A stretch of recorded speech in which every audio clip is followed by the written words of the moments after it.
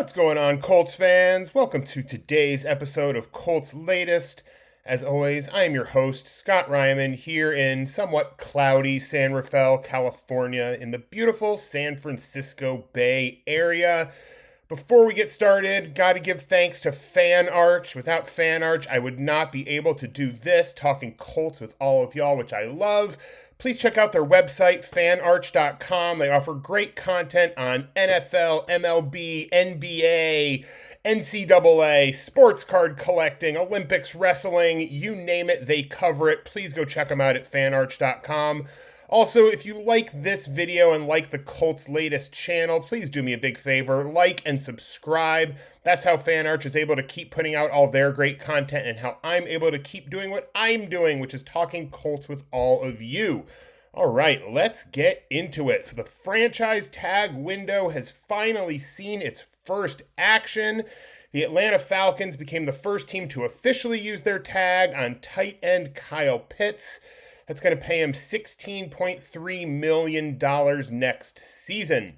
In addition, as expected, the Dallas Cowboys, while not making it official yet, have said that they plan to use their franchise tag on wide receiver George Pickens. We're still waiting for news from the Colts on if they will use the tag and on whom. We know that they're currently in negotiations with both Daniel Jones and Alec Pierce on a long-term deal, but nothing has come to fruition as of now.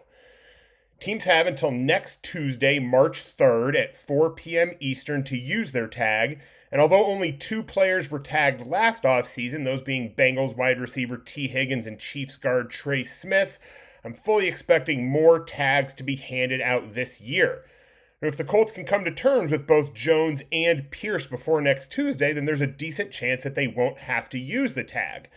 I think it's much more likely that the Colts reach an agreement with DJ in the next week than Pierce, which would mean they either potentially overpay Pierce with the $28 million plus tag, or they risk losing him in free agency should the bidding get higher than they'd like to commit to a long-term deal. With George Pickens likely receiving the franchise tag, though, that would leave Pierce as the top available free agent wide receiver on many experts' boards should the Colts decide not to tag him. Now, at the same time, Colts are going to have to make a decision on the future of Michael Pittman Jr., and that could go in several directions. They could let him play out the last year of his deal where he'll make $29 million. They could sign him to an extension and restructure his deal this year, saving up to $10 million against the salary cap, or they could trade or release him, freeing up $24 million on the cap this year, money that could go towards signing Daniel Jones and Alec Pierce, while also potentially adding some depth pieces in free agency. One thing is for sure, though, the Colts 2026 wide receiver room is still very much in question. So let's take a look at a few scenarios that are based on these different possibilities.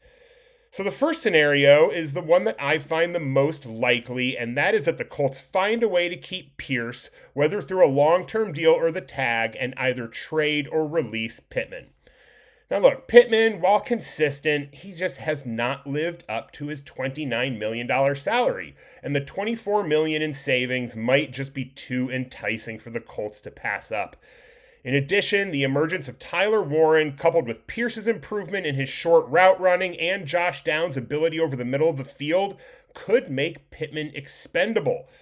The question is, do the Colts think that a pass-catching room of Pierce, Warren, Downs, and Ashton Dulin is enough, or would they look to bring in a free agent to replace MPJ? And if they tag Pierce and can't come to an agreement on a long-term deal, then that would mean that he, Downs, and Dulin are all free agents after the 2026 season. I think they'd have to go out and bring someone else in on a 2 to 3 year deal, someone who could potentially be a Downs replacement after 2026 should he move on. And last week I mentioned guys like Gabe Davis, Diami Brown, and Juju Smith-Schuster as potential replacements, but there are other guys who I think might fit the bill as well. One guy who I think would fit in well as a Pittman replacement is former Bears wide receiver Olamide Zaccheaus. And with the emergence of 2025 rookies Colston Loveland and Luther Burden III, along with returning wide receivers DJ Moore and Roma Dunze, there's a good chance Zaccheaus won't be back with the Bears next year. Now, while he's a slot receiver like Downs, he excels in run blocking. And for a team that's predicated on being run first, having a wide receiver who can pick up those downfield blocks and spring JT is a luxury. In 2025, Zaccheaus caught 39 passes for 313 yards and 2 touchdowns. Now, while that kind of production won't replace Pittman, the Colts would be banking that they'd see increased production from both Pierce and Warren, helping to offset the stats lost to Pittman's departure. Zaccheaus should also only cost the Colts about $2 million a year tops. So whether it's Olamide, Gabe Davis, De'Ami Brown, or someone we haven't talked about, I would fully expect the Colts to bring in a vet wide receiver to fill the spot left by Pittman's vacancy should they decide to go that route. Now, the next possibility is that the Colts decide to keep Pittman, whether extending him or letting him play out the final year of his contract, and they let Alec Pierce walk in free agency. I don't expect the Colts to go this route, and I don't think it's part of their plan. However, should they come to a stalemate with both Daniel Jones and Alec Pierce on long-term talks, and they feel forced to use the tag on Jones, then that opens them up to losing Pierce to a bidding war, seeing as he'll be the top wide receiver on the free agent market. Now, should this happen, I would expect the Colts to try and add a deep threat to replace what Pierce does best. In this case, I'd expect them to take a bigger swing than they would if they lose Pittman, especially if they save money from restructuring Pittman's contract with an extension. And there are a few exciting deep threats on the market who, while maybe not offering the size and strength of Alec Pierce, could be dangerous weapons in this offense. The guy at the top of that list would be Tyreek Hill, who turns 32 this Sunday. Yes, I know Hill's numbers have declined the past 2 seasons, but he's been plagued with mediocre quarterback play, and he's coming off of a brutal knee injury suffered during Week 4 of the 2025 season. All indications, though, are that his surgery was successful and that he'll be ready for 2026. Look, if Hill can even come close to putting up the numbers he did just 3 seasons ago in 2023, where he caught 119 passes for 1,799 yards and 13 touchdowns, then he could be a steal at half the price of what Alec Pierce could cost the Colts in a long-term deal. Now, that's a big if. 3 seasons is a long time ago in football terms, and the Colts medical team would certainly have to do their due diligence on his health. But a healthy Hill could do wonders for this offense, opening up both the run game and the middle of the field for Pittman, Warren, and Downs. Another guy who could be an even cheaper option to replace Pierce is Super Bowl champion Rashid Shaheed. Now, while used primarily as a returner in Seattle, where he was one of the best in the league and something the Colts could desperately use, during his 9 games in New Orleans before being traded, he was on pace for 83 catches for 943 yards and 4 touchdowns. Very respectable numbers for a guy who would mostly be a deep threat for the Colts. Shaheed is also only 27 years old, and I think his best football is still ahead of him. And there are also some cheaper options to replace Pierce as a deep threat should the Colts decide not to spend $10 million a year plus on Hill or Shaheed. We all remember what Tutu Atwell did to the Colts with his game-winning 88-yard touchdown catch, and he seems to have fallen out of favor in LA, only catching 6 balls in 10 games last season after having 81 catches over the previous 2 seasons combined. He averages 14.6 yards a catch for his career, and he's only 26 years old. Given a chance, he could be a solid deep threat for the Colts passing offense in 2026.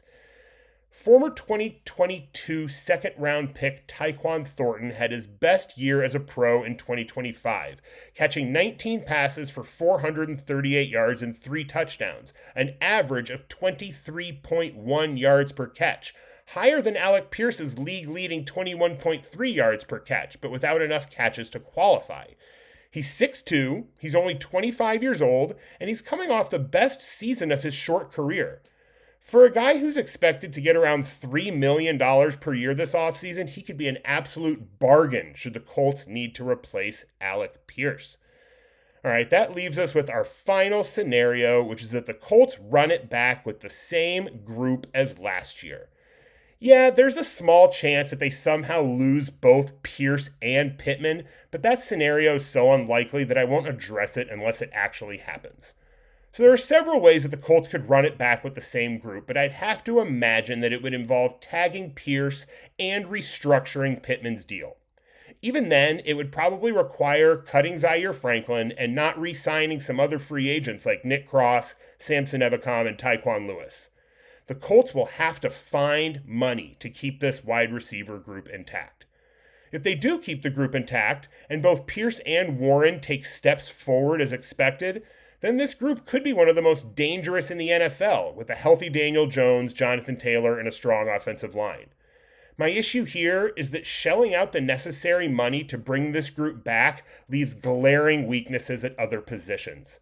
I think letting either Pierce or Pittman go, most likely Pittman, and using that money to shore up holes in the defense is the most prudent course of action that the Colts can take.